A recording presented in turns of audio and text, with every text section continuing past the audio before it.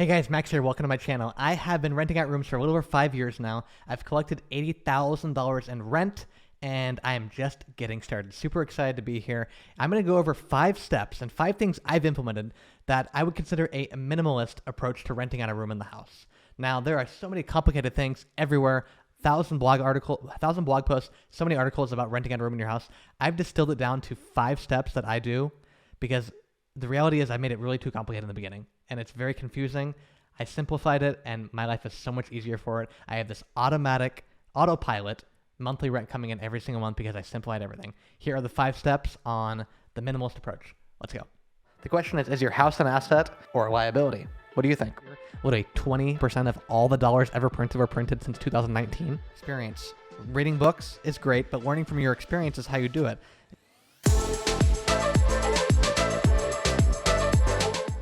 All right, step 1 is I simplified my room advertisement. I used Craigslist, I've used Facebook, I've used multiple different sites, but I simplified it. At the very, very beginning, it was so complicated. I had so many things that were not coinciding, that were not aligning. I aligned everything, made it super simple, and made it just simple for everyone to understand. Simplifying the advertisement weeds out all the people that you do not want living in your house. Let me tell you, there are a ton of people who are going to call you who are simply unqualified. They have no money. They want to live there for free. They want to do certain things in the house that you don't want them to do. There are so many unqualified people. The reason why I've been able to have my, as I call it, the perfect roommate, the ideal roommate over and over and over again, is because I have a system in place. The system is to use this advertisement. I'm going to show you right here. This is my exact advertisement I use. The exact one I've been using for years. After so many iterations and so many redos, so many revisions, I've realized this is by far the best way to get that perfect roommate. And if you want access to that, I will definitely give it to you. Go to the link in the description and you will have access to that. Use it, edit it, it's all fillable. Edit it to your heart's content, but keep the main components because those main components really do have helped me find over 30 perfect roommates. Now they're not all perfect, but I've found pretty much every single one of those roommates that I've let moved in fit all the important criteria, and that criteria is listed in the advertisement. If you don't list it in the advertisement, you're going to have people, again, who are unqualified calling you. If you list everything you want in the advertisement, you'll have people who are who are not qualified read that, and a lot of times they'll realize that, well, this sounds like I'm not that person, and they'll move on to the next advertisement. They won't call you, blow up your phone, and waste a lot of your time. Second way I simplified everything is asking the right screening questions. If you go into this process and don't have a very, very methodical screening process, you're going to end up wasting a ton of your time and their time. Now, I'm selfish. I want my time to be used for things I want to do. I don't want to have conversations for 30 minutes, which I've done before. Many 30-minute conversations I've had with people who are not ready and not qualified to rent the room. You don't want to avoid that as much as possible. Here are the exact questions I ask. There are 22 of them here. Again, if you want access to this, hit the link in the description and put your email in there. But a couple very things that I methodically ask. I simplify it. If they cannot answer correctly to these first couple questions, I move on. Immediately ask them, where are you working? What's your job? That's the first thing I ask. Next is, how much money are you taking home? Important. So let's say your room rental is $500 a month and they only bring home $1,000 a month. That only leaves them $500 a month in balance to pay for all their other things. When people are able to slide on things, they will slide on things. You give them an inch and they will take a mile. But anyway, first and foremost, do you have the first month's rent and security deposit ready today? And that today is the most important thing. Because here's the thing. You're going to have a lot of people who call you. A lot of people who sound like they are the right person, who sound qualified. But if you ask them this one question, the excuses start coming out. Well, I'm waiting for my next paycheck. I'm waiting for this, that, the other. Someone owes me money. I owe them money. Stories, stories, stories. Once someone starts telling me this narrative of their life on why they don't have the money ready, that is a big, huge red flag for me. And at all costs, I will avoid that person. Not because I am a jerk, but because I have high standards. Someone who can save up this much money, which is the amount of money they need to move in, if they can save up $1,390, that shows me that they are a little bit they are financially savvy enough to save that much money. That means that they're most likely going to pay rent in the future. If they can't even save a little over $1,000, how can I expect them to pay me rent each and every single month? The answer is I simply cannot. So it's super simple. So if you ask this question and they hem and haw and don't have a confident yes answer, This is what I tell them. I simply tell them, hey, it sounds like it might be a good fit. I really appreciate the phone call. I only talk to people who are ready with the money today. So once you get the money ready, give me a call back and we'll see if it's a good fit. I've had dozens of those phone calls, and guess what? Not a single person has called back, because the reality is the story they just told you about the paycheck they're waiting for is not actually going to happen. Maybe that person exists. I just haven't dealt with that person. The person who says they're going to have the money, but they don't. They don't call back, and you move on to the next person. That right there has saved me who knows how many hours of time, because that 30-minute conversation that I was going to have with that person, if I didn't ask those pointed questions, has now become a 2-minute conversation. I've just saved 28 minutes of my life. Imagine if I did that every day. I'd have a lot more life, that's for sure. Second question, do you have references? Again, if they hem and haw about the references, move on. I need previous landlord, current employer. If they can't give me the previous landlord, you know what that tells me? That they may have been evicted, that they may have had issues with the previous landlord. And guess what? I want no issues with you. When you move into my house, we're going to have a 0-issue household. Now, that doesn't mean everything's perfect. That just simply means I'm not going to adopt the bad things that you're bringing into the house.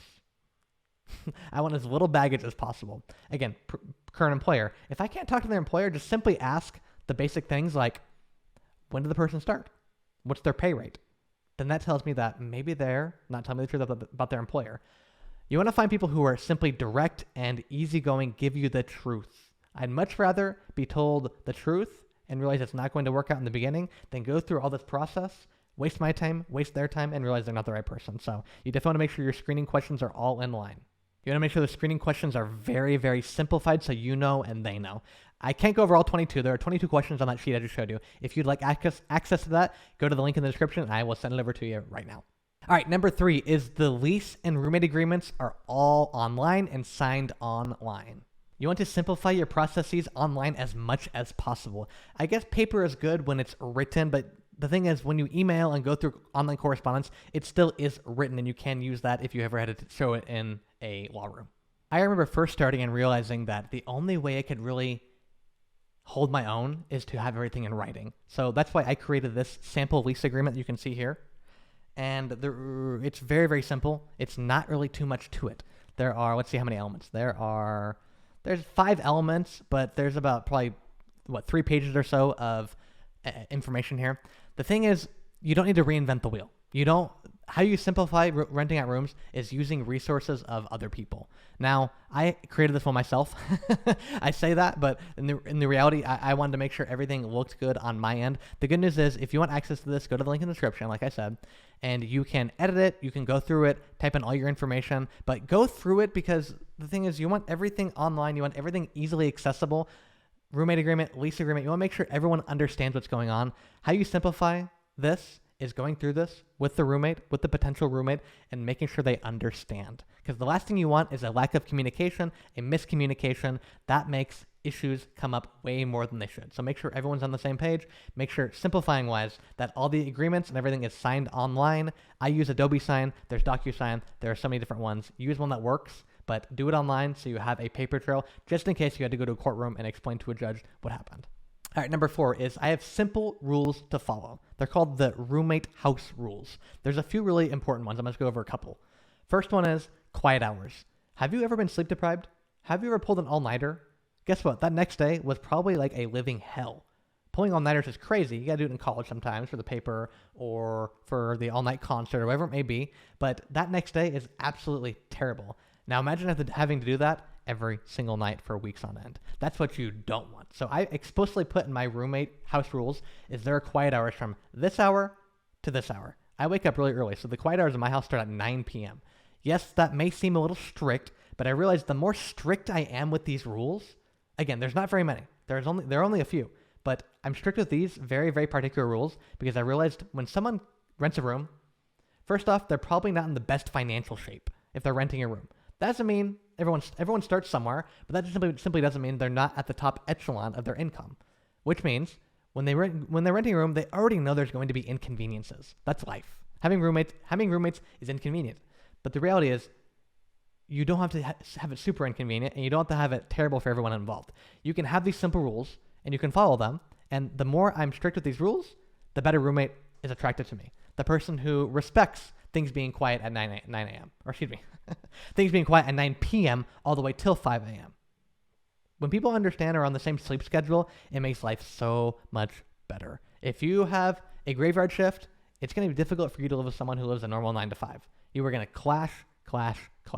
If you can avoid that at all possible, make sure you find someone with a similar sleeping pattern than you.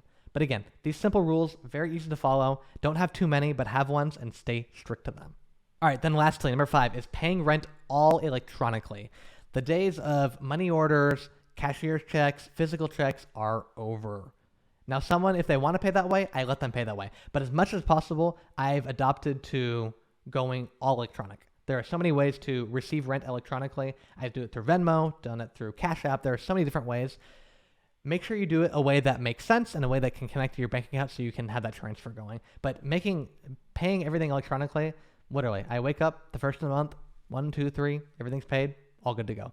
Having to do the check, going to the bank, back and forth.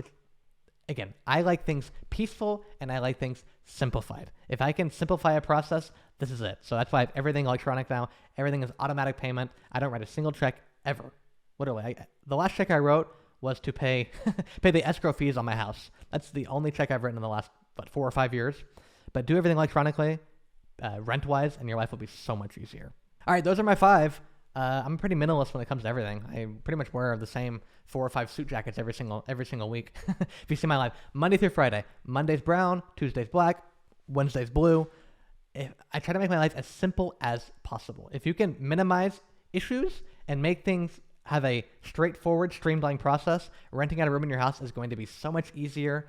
Not that it's an easy process, but if you can make the operation side smooth, you, the tenant, everyone has a win-win situation, and that's the only reason I do things. It has to be a win-win for everybody, or I'm not going to do it.